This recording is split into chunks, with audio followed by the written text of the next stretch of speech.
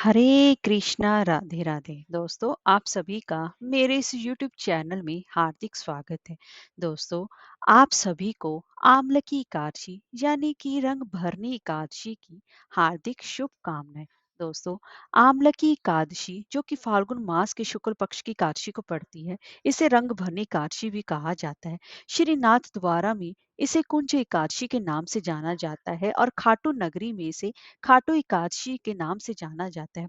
आज के दिन इस एकादशी में आंवले के पेड़ की पूजा की जाती है। भगवान विष्णु जी ने स्वयं कहा है कि मैं आंवले वृक्ष की शाखाओं में वास करता हूँ। इसी वजह से इस एकादशी का सबसे ज्यादा खास महत्व माना जाता है। और आज के दिन भगवान विष्णु जी के साथ साथ भगवान शिव की पूजा उपासना करने का भी बेहद ही शुभ संयोग बन जाता है, क्योंकि आज के दिन भगवान शिव पहली बार माँ पार्वती जी को विवाह के बाद काशी में लेकर आए थे और भक्तों ने उन पर गुलाल अर्पित किया था। और काशी में आज के दिन से ही होली खेलनी प्रारंभ हो जाती है, जिसकी वजह से इस एकादशी का सबसे ज्यादा महत्व माना जाता है। आज की इस एकादशी के दिन भगवान विष्णु और भगवान शिव की विशेष रूप से संयुक्त रूप से पूजा उपासना की जाती है और साथ ही साथ व्रत रखने का भी विधान है। इस एकादशी का आंवला की एकादशी यानी कि रंग भरने एकादशी का व्रत रखने से 1000 गाय दान करने के बराबर पुण्य की प्राप्ति होती है। और इसके साथ साथ व्रत कथा सुनने का भी विधान है। तो दोस्तों, आज की इस वीडियो में मैं आपको आंवला की एकादशी यानी कि रंग भरने एकादशी की व्रत कथा सुनाने जा रही हूँ। तो चलिए वीडियो शुरू करते हैं। दोस्तों, एक बार धर्मराज युधिष्ठिर जी बोले, हे जनार्दन, आपने फाल्गुन मास की कृष्ण पक्ष की विजय एकादशी का सुंदर वर्णन करते हुए सुनाया। अब आप कृपा करके फाल्गुन मास के शुक्ल पक्ष की एकादशी का क्या नाम है, उसकी क्या विधि है, वो भी मुझे विस्तार पूर्वक बताइए। तब श्री कृष्ण भगवान बोले, हे राजन, फाल्गुन मास के शुक्ल पक्ष की एकादशी का नाम आम्ल की एकादशी यानी कि रंग भरनी एकादशी है। इस व्रत के करने से सारे समस्त पाप नष्ट हो जाते हैं तथा इसके प्रभाव से 1000 गो दान करने के फल भी प्राप्त होता है।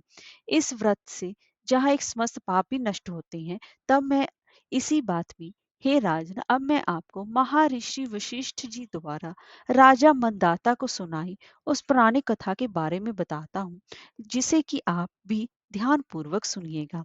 तब राजा मंधाता बोले कि हे वशिष्ठ जी, यदि आप मुझ पर कृपा करें तो किसी ऐसे व्रत की कथा कहिए जिससे कि मेरा कल्याण हो। तब महर्षि वशिष्ठ जी बोले कि हे राजन, सब व्रतों में से उत्तर और अंत में मोक्ष देने वाली आम्ल की एकादशी के व्रत का मैं वर्णन करता हूँ। ये आम्ल की एकादशी फाल्गुन मास के शुक्ल पक्ष में पड़ती है। एक वैदिश नाम का नगर था, जिसमें ब्राह्मण, क्षत्रिय, वैश्य और शूद्र चारों वर्णों के लोग आनंद सहत रहते थे। उस नगर में सदैव ही वेद ध्वनि गूंजा करती थी तथा पापी, दुराचारी तथा नास्तिक उस नगर में कोई भी नहीं था। उस नगर में चैत्रथ नाम का एक चंद्रवंशी राजा राज्य करता था। वह अत्यंत ही विद्वान तथा धर्मी था। उस नगर में कोई भी व्यक्ति दरिद्र अथवा कंजूस नहीं था।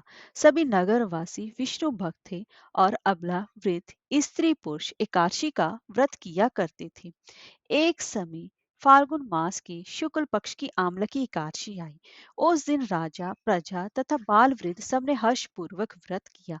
राजा अपनी प्रजा के साथ मंदिर में जाकर पूर्ण कुंभ स्थापित करके धूप, दीप, नवेद, पंचरत्न आदि से धात्री यानी कि आंवला का पूजन करने लगे और इस प्रकार स्तुति करने लगे, हे धात्री, तुम ब्रह्म स्वरूप हो, तुम ब्रह्मा जी द्वारा उत्पन्न हुई हो और समस्त पापों का नाश करने वाले हो।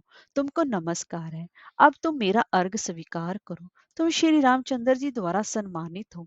मैं आपकी प्रार्थना करता हूँ, अंत आप मेरे समस्त पापों का नाश करो। उस मंदिर में सबने रात्रि को जागरण किया। रात के समय वहां पर एक बहेलिया आया, जो अत्यंत ही पापी और दुराचारी था। वह अपने कुटुंब का पालन जीव हत्या करके किया करता था।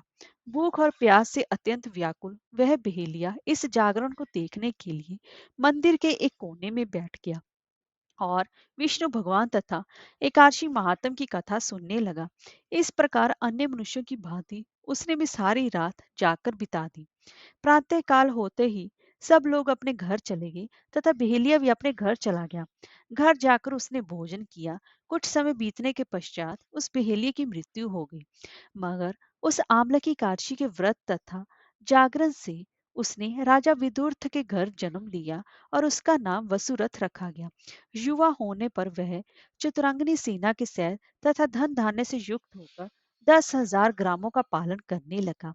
वह तेज में सूर्य के समान, कांति में चंद्रमा के समान, वीरता में भगवान विष्णु के समान और क्षमा में पृथ्वी के समान था। वह अत्यंत ही धार्मिक, सत्यवादी, कर्मवीर और विष्णु भक्त था।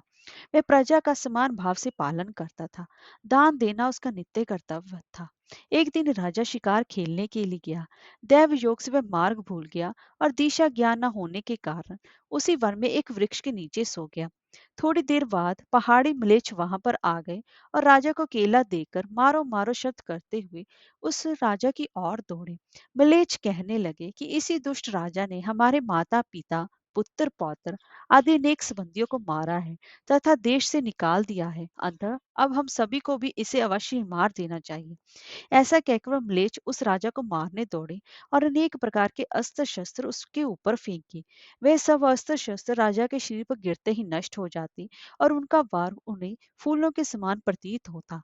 अब उन म्लेच्छों के अस्त्र शस्त्र उल्टा उन्हीं पर प्रहार करने लगे, जिससे कि वह मूर्छित होकर गिरने लगे।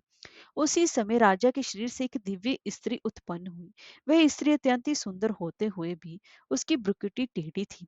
उसकी आंखों से लाल लाल अग्नि निकल रही थी, जिससे कि वह दूसरे काल के समान प्रतीत हो रही थी। वह स्त्री मलेच्छों को मारने दौड़ी और थोड़ी देर में उसने सब मलेच्छों को काल के गाल में पहुंचा दिया। जब राजा सोकर उठा तो उसने मलेच्छों को मरा हुआ देखकर कहा कि इन शत्रुओं को किसने मारा है? इस वन में मेरा कौन हितैषी रहता है? वह ऐसा विचार कर ही रहा था कि आकाशवाणी हुई, हे राजा, इस संसार में विष्णु भगवान के अतिरिक्त कौन तेरी सहायता कर सकता है?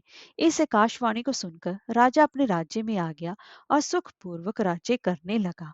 महर्षि विशिष्ट बोले कि हे राजन, ये आम्ल की काशी के व्रत का प्रभाव था। जो मनुष्य इस आम्ल की काशी का व्रत करते हैं, वे प्रत्येक कार्य में सफल होते हैं और अंत में विष्णु लोक को जाते हैं। इसीलिए सभी को ये आम्ल की एकादशी का व्रत अवश्य ही करना चाहिए। हरे कृष्णा, राधे राधे।